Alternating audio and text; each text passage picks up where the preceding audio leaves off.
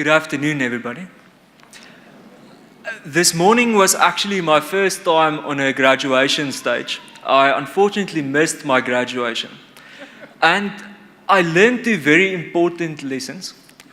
Even if it's a very formal occasion, the combination of these lights, this toga and the suit jacket is absolutely brutal, so I lost the jacket. And then the second thing is, I realized how nerve-wracking it can be to speak in such a formal engagement. And mistakenly, I didn't make a joke this morning.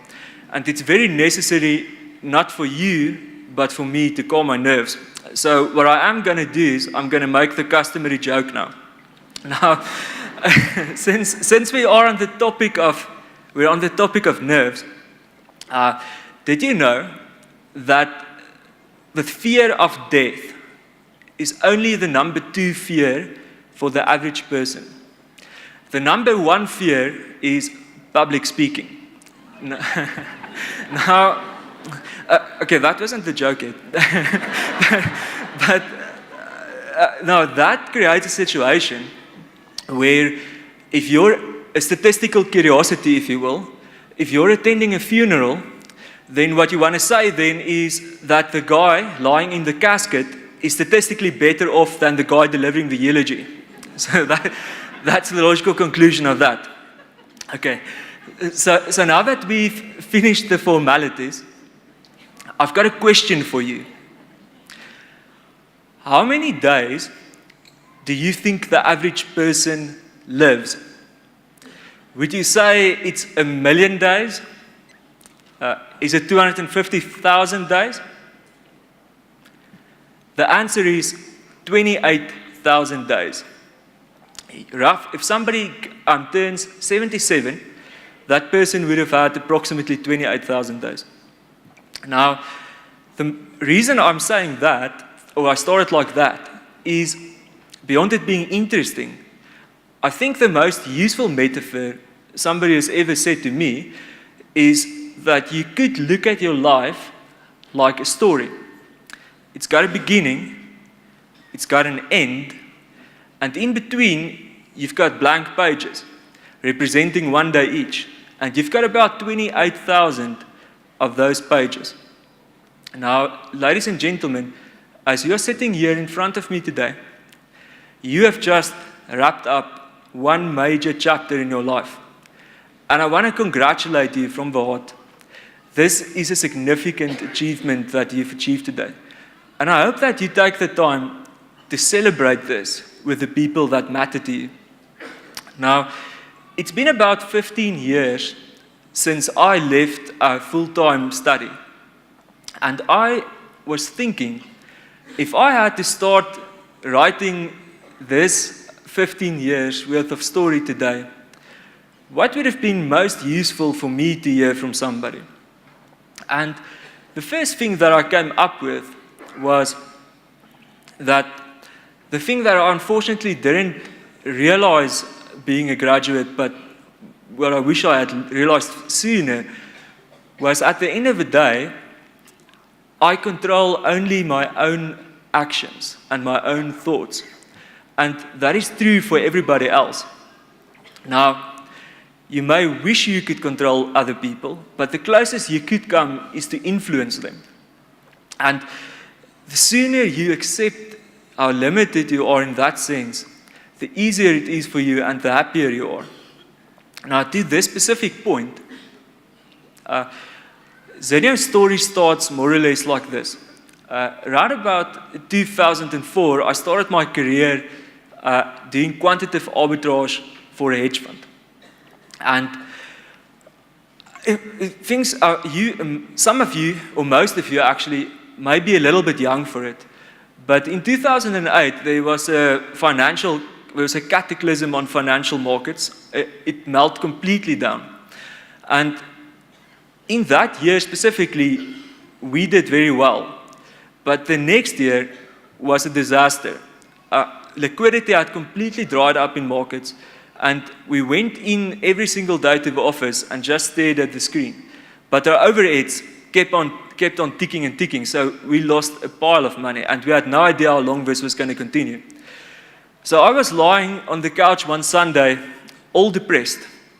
And while I'm lying there, there's a show on History Channel about the USA magnates of the 19th century. So that's people like Carnegie, Rockefeller, Vanderbilt, etc. And as I'm watching them and their great achievements, I feel even worse. I become more depressed. Because I'm thinking, you look so great, and here I'm lying in trouble, and you had this luck of the draw where you were in a country that's almost completely free market at the time. Interestingly enough, that was a period in the world, in written history, that we know of where the economy grew the fastest in one country. The absolute poverty rate dropped by 2% per year for almost 60 years, which hasn't been achieved yet, again. Now, as I was pondering that, I realized, well, there's nothing I can do about South Africa's economic policies or the economic conditions. But the one thing I do control is the industries I'm participating in and the markets where I'm focusing on. That very next day, I started a new business. And I changed the personnel and everything we were focusing on. And what we did was, we started participating in internet advertising auctions, and we wrote those same algorithms.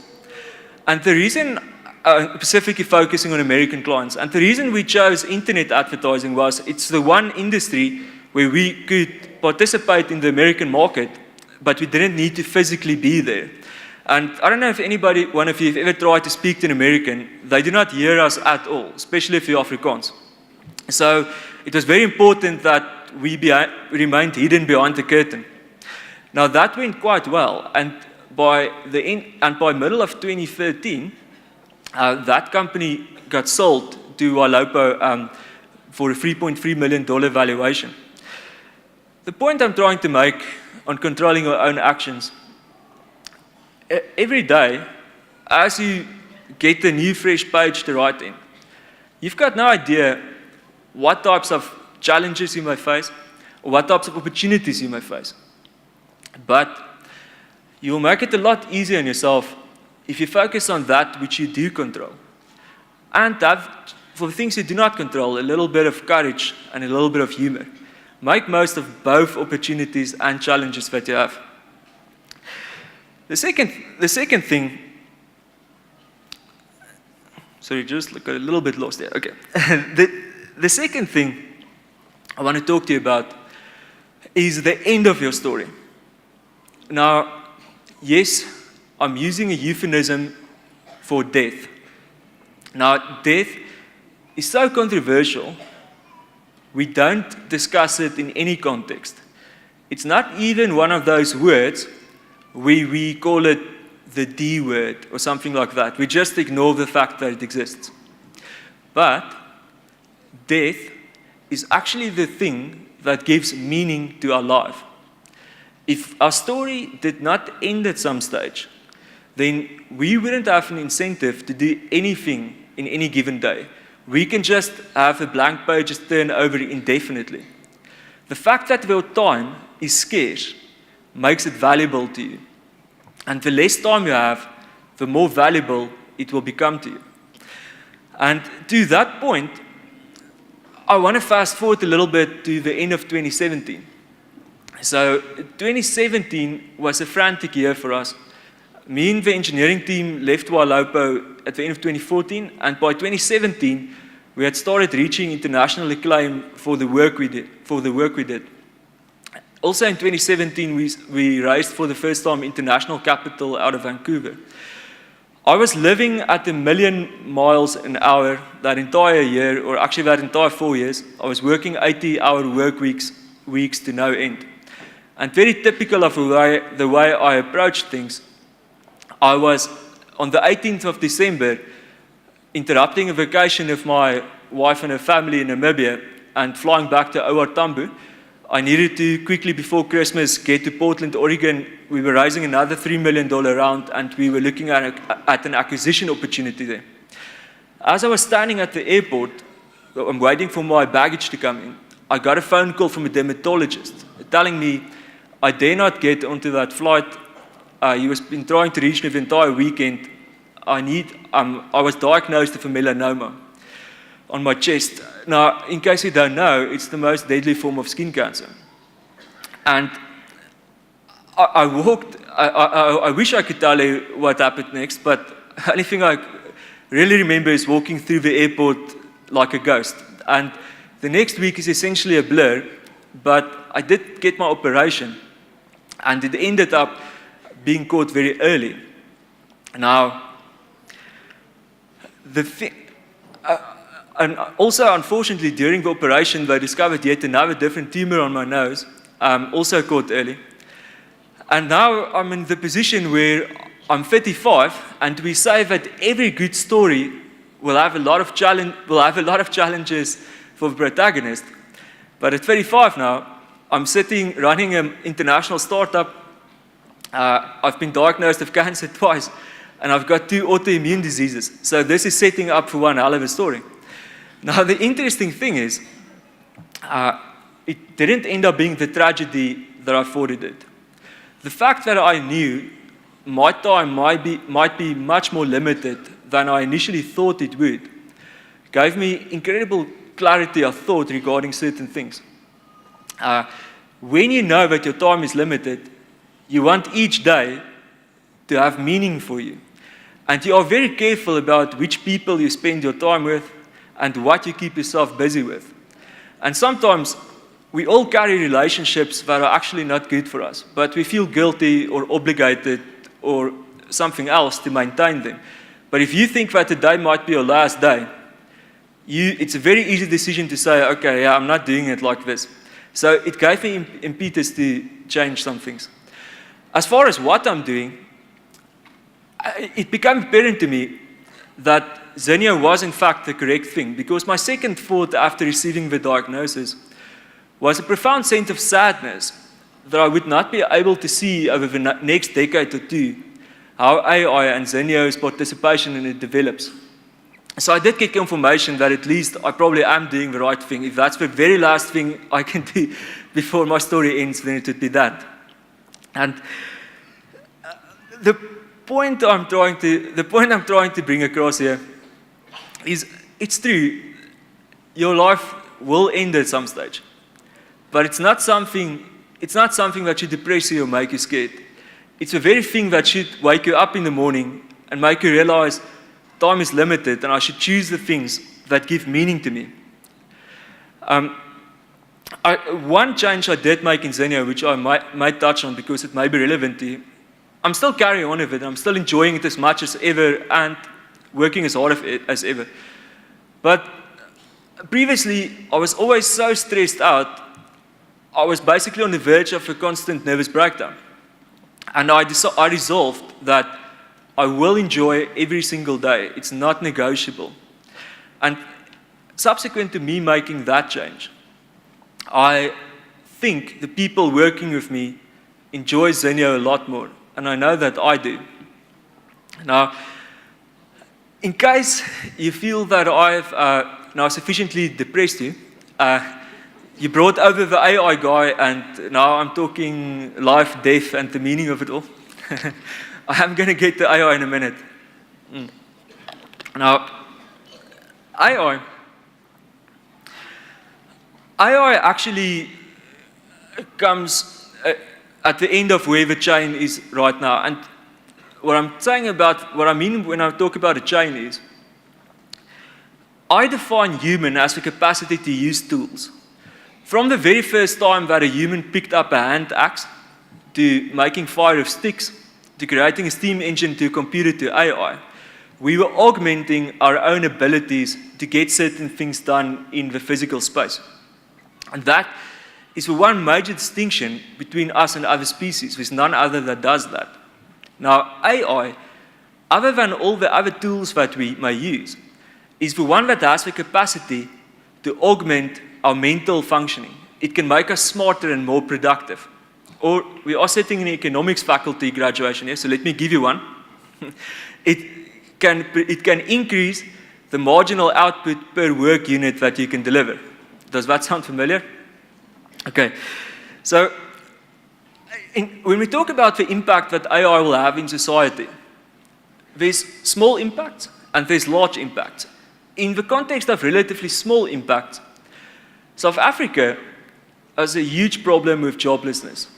In the broadest definition, about 50% of people in the active labor force are jobless. And the problem is, we've got a set of laws and regulations that makes the cost of labor so high that for about half the people, the marginal contribution that they can give is lower than their marginal cost. So they cannot participate in the economy. It's been outlawed. Now, we just spoke about what you can control and cannot control. It's not within my scope to change laws or regulations, but it is within my scope to deliver AI that can increase people's marginal contributions such that they become employable. Now, specifically to this point, I want to mention Uber to you. Now, you often get the situation where you get into an Uber and you ask the driver, what have you been doing before Uber? And they might say a very menial job, something like, for instance, gardening.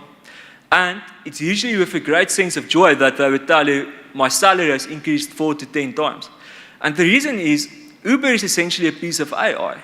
A driver without any prior experience or education in the subject gets told by a voice, turn left, turn right, pick up Vian, drop off Vian. Simple as that. So we've raised the productivity such that they can have a much higher salary. Now, Uber right now has 12,000 drivers for it. And right now the impact is small. But over the next 2 decades, there's going to be thousands of Ubers. And the impact of that is going to be so profound that I don't believe joblessness or abject poverty, the way we understand it this afternoon, is still going to exist. Now, we spoke about AI now in the small sense, and you may wonder why would I say that joblessness, horrific as it is relatively small? Well, the reason is there's also a lot bigger issues. For instance, our own health. It may trouble you to know that every year across the world, 17 million people will be diagnosed with cancer. To put it into perspective, in the entire World War I, 17 million people died. So it's as though we have World War I every year ad infinitum. Now, AI, this is really one of the final frontiers, and we haven't been able to tackle it. But I'm going to give you a very simple example of how AI is busy changing this. There's a company in Boston called Neon Pharmaceuticals. And what they are essentially doing is they are using an AI algorithm to take individuals' cancer, the tumors, and identify genetic weaknesses in the tumor. And then they use a second algorithm to train your immune system to go after just those weaknesses. Now, they've launched a small trial of 12 people that had stage 4 melanoma. And melanoma's prognosis at stage 4 is like this. You've got a 5 to 15% of living for 5 years. But these people, this immune cells they injected into people cleared the melanoma within weeks. And at the time of publication last year, all of these people remained in remission. Now, I know most of you would have had some statistics training, and you might object to me using 12 people holding it out as anything. Well, just consider this, since the chance of that happening by automatically is 5 to 15%, the chance of this being due to a sample error is 13 in over 100 million. So it's very unlikely that it was just luck. Now, I'm going to leave you with one last riddle, and it's this. If you've got a pond and you have algae growing in this pond, and the algae doubles every day in the coverage of the pond. Now I'm telling you, it took 40 days for the pond to be covered in its entirety. Okay, so 40 days to cover the pond 100% at a once a day doubling rate. Okay, so how many days, after 36 days, what percentage of the pond do you think was covered? So was it 90%? Was it 80%? 60%? Would it interest you to know that it's only 6.25% after 36 days? The other 93% came in just 4 days. Now, why is this relevant? Well, the capacity of AI is doubling every year. And even though the contribution today seems relatively marginal, if it keeps on doubling, you don't know how quickly this 6% gets to the 100%. And I want to thank you for the great honor of addressing you today and for listening. I want to leave you with this, that as you sit here today on average, you as graduates, you've got 20,000 blank pages left. And consider carefully that you can control your own actions, and that the fact that your story ends is going to give meaning to you. Also consider how AI is going to impact your life and your career decisions. And I want to implore you to please go forth and write a good story. I hope that in 15 years, I can sit here and listen to you and enjoy what you are saying. Thank you.